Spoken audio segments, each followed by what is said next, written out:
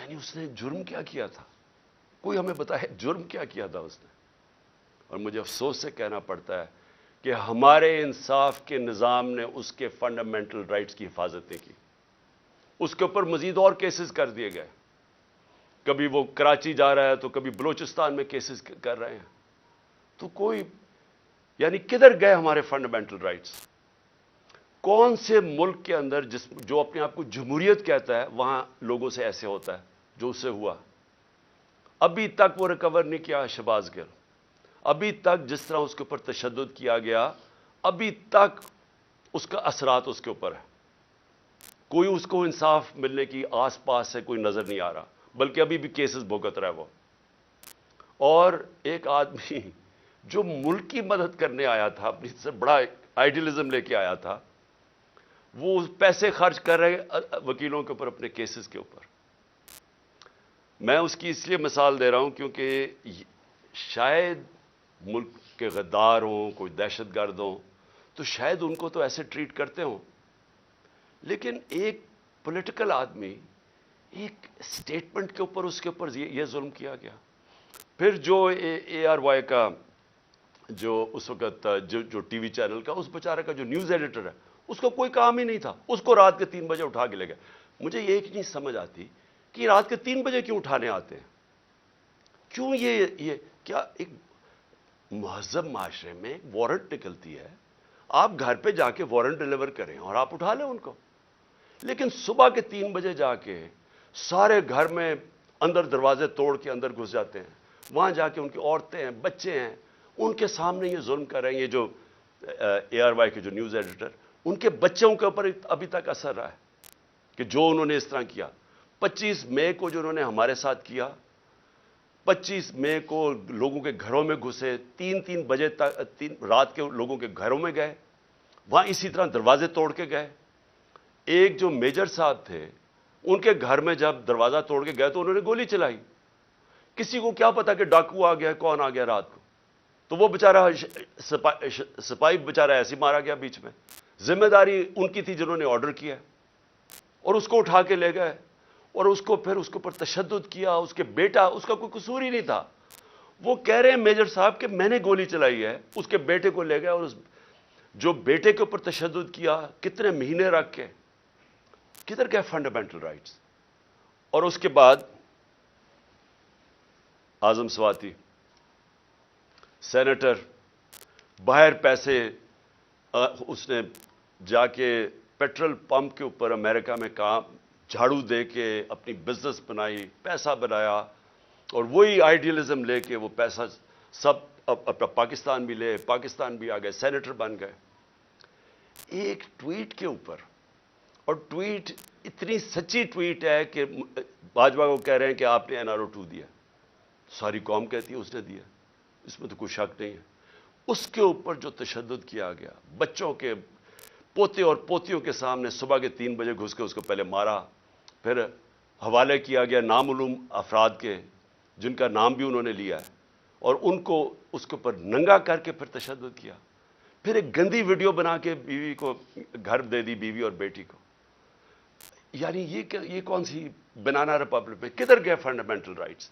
پھر آگے آ جائیں، فواد چودھری پھر صبح کے 3-4 بجے پہنچ گئے گھر، ادھر سے پھر اٹھایا، ہتھکڑیاں لگائیں، اوپر کپڑا. یعنی یہ کوئی دہشت گرد تھا کیا تھا؟ اس کو پھر پھرایا چاروں طرف، اور جو اس سے کیا. چھوٹی بیٹیاں وہ ٹراماٹائزڈ، بیٹیوں کے اوپر اثرات ابھی تک. پھر شندانہ گلزار، کیا اس نے شندانہ نے کیا کہ اس کو دہشت گرد بنا دیا؟ یہ جمہوریت ہے. آپ اگر کوئی بیان دیتا ہے اس کو مسترد کر دیں. یہ کیسے ہو گیا کہ اس کے بیان کے اوپر اس کو دہشت گرد بنا دیا، اس کے اوپر کیس کر دیا دہشت گردی کا؟ پھر شیخ رشید کو پہلے، اور فواد چودھری کو ہائی کورٹ 4 دفعہ ہائی کورٹ نے آئی جی کو کہا کہ میرے سامنے فواد کو لے کے آؤ. آئی جی نے کوئی پرواہ نہیں کی. کہیں اور سے آرڈر مل رہے تھے، کوئی فکر نہیں کی انہوں نے. اور پھر شیخ رشید بیل دے دیتی ہے عدالت، اسلام آباد ہائی کورٹ. اور کیسز ڈال کے اس کے اوپر کیسز پہ کیسز بنائی جا رہے ہیں اور اس کو رکھا ہوا ہے. ایک کتنی دفعہ شیخ رشید منسٹر بن چکے ہیں, عمر ان کی 75 سال ہے, رات کو ہتھکڑیاں باندھ کے ان کو کمرے میں رکھا ہے, ان کے اوپر کپڑا ڈالا رکھا ہے. یعنی یہ میں اپنے انصاف کے نظام کو آج پوچھ رہا ہوں, کدھر گئے ہمارے فنڈامنٹل رائٹس؟ اور پھر میں گنانا چاہتا ہوں, عمران ریاض کو اٹھایا.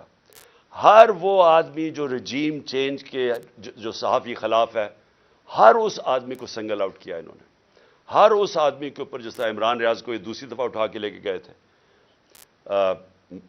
ارشد شریف کی جو سارے اس ملک کے لیے جو سب سے دردناک کہانی ہے صحافیوں کی تاریخ میں, جو اس سے کیا گیا, ملک سے باہر پر قتل کیا گیا, اس کو شہید کیا گیا. ایاز ضمیر, سمیع ابراہیم, غلام حسین, جو لوگ رجیم چینج کے خلاف لکھتے تھے, تنقید کرتے تھے, ان ساروں کو باری باری کہیں نہ کہیں ان کو ڈرایا, دھمکایا, اٹھایا گیا.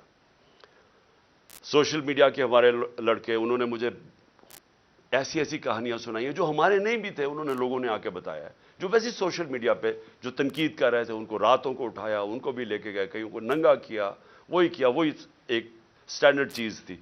خالد گجر ہمارے ایم این اے کے کینڈیڈیٹ ہیں, ان کے بھائی شبیر گجر ایم پی اے رہ چکے ہیں. کل رات ان کے اوپر پولیس پہنچ کے ان کے گاؤں کے اوپر سراؤنڈ کر دیا, گاڑیاں توڑی وہاں. فروخ حبیب, اس کے اوپر ڈکیتی کا کیس ڈال دیا. میرے اوپر اب میں اپنے 60 ایف آئی آر ہے میرے اوپر. اور جو سب سے حیران کن چیز یہ ہے کہ اگر میں ایکس پرائم منسٹر ہوں, اپنی ایف آئی آر نہیں کٹوا سکا, اور اس کے بعد جو جے آئی ٹی بنی تھی, جو چیزیں نکال رہی تھی, جس میں واضح ہو گیا کہ اور وہ لوگ شامل تھے جن کو میں نے 3 نام جو نامزد کیے تھے کہ جو ایف آئی آر میں, وہ واضح ہو گیا کہ وہ اس کے پیچھے ہیں. نہ وہ, پھر سے میں کہتا ہوں کہ جو ڈی پی او گجرات, نہ وہ اپنا فون دینے کے لیے تیار تھا, اس کو بھی کہیں سے حکم آ رہا تھا. نہ سی ٹی ڈی کے اندر وہ جو ایس پی تھا, نہ وہ تیار تھا اپنا فون, جس میں اس نے وہ جو دوسری ویڈیو بنائی تھی, وہ جو شوٹر تھا نوید یا ندیم, نہ انہوں نے دیا, نہ انہوں نے کوآپریٹ کیا. لیکن جو رپورٹ درج کروائی گئی عدالت نے, جے آئی ٹی نے عدالت میں جو رپورٹ درج کروائی, اس کے اندر یہ چیز واضح ہو گئی کہ 3 شوٹر تھے, ایک نہیں تھا, تو دینی انتہا پسند کا سارا ختم ہو گیا کیس. لیکن جو سی ٹی ڈی کے اندر جب اس کو نوید کو اٹھا کے سی ٹی ڈی لے کے گئی, تو وہاں 5 نامعلوم افراد تھے. کیا کام تھا ان کو سی ٹی ڈی میں؟ تو کیا اگر کسی میں کوئی شک ہے تو اب یہ شک ہٹ جانا چاہیے